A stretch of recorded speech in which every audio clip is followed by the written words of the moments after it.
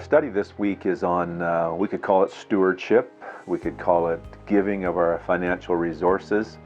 I'm never sure quite what to call it. I just know that when that offering plate comes down the aisle, it's much more than sticking $5 or $10 on the plate and almost like it's an admission price into the service.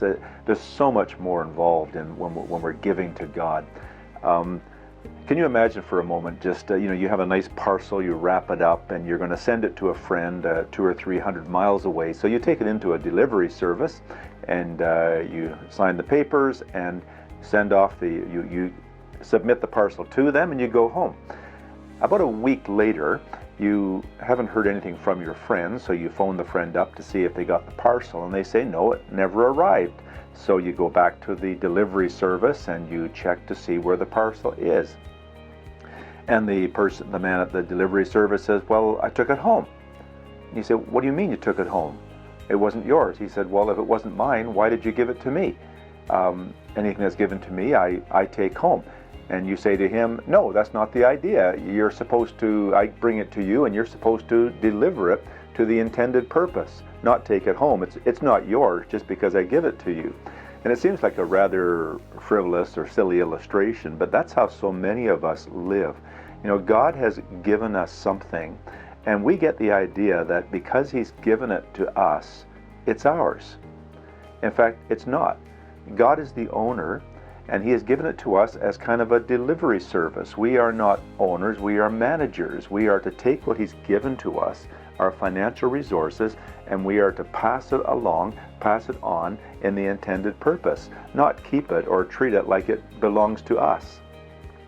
I know when I was a young boy, my allowance was $10, 10 cents, not $10, $10 a year, 10 cents a week. And I can remember my parents teaching me that of that 10 cents, 1 cent belongs to God.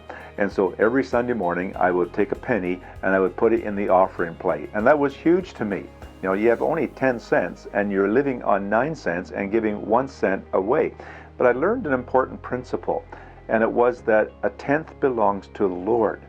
I learned that even in the most difficult times, that if I would live off the 90%, that was what God had given me to live off of, and give 10% to Him, that God would never fail me, and He never has. We've kept to that principle all the down through life, even as I say, in the most difficult times, giving 10% to God and living off 90%, or giving more than 10% if we can. There's no law saying we have to give what we have to actually give. In the Old Testament, the 10% was a prescribed law. They had to give 10% to God. I think in the New Testament, we can't say, well, then how much less do we give in the New Testament? But if I would say in the Old Testament, if they had to give 10%, today it's not how much less, but how much more can I give to God? But it's all about proportional giving. The important thing is that we want to give to God. And there's an intended purpose in this. It's an act of worship.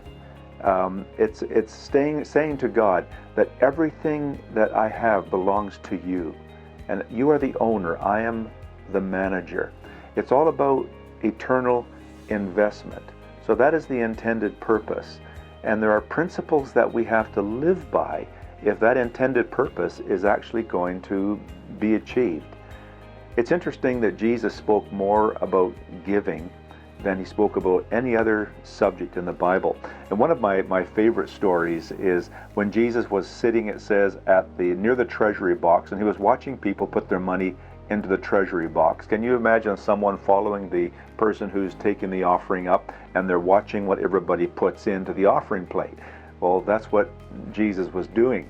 And up came the disciples were with Him, and they were watching the people, some of the wealthy people, putting in bags of money, and they would hear the money clinking into the treasury box, and they're saying, wow, I wonder how much that man gave. I wonder how much that fellow gave.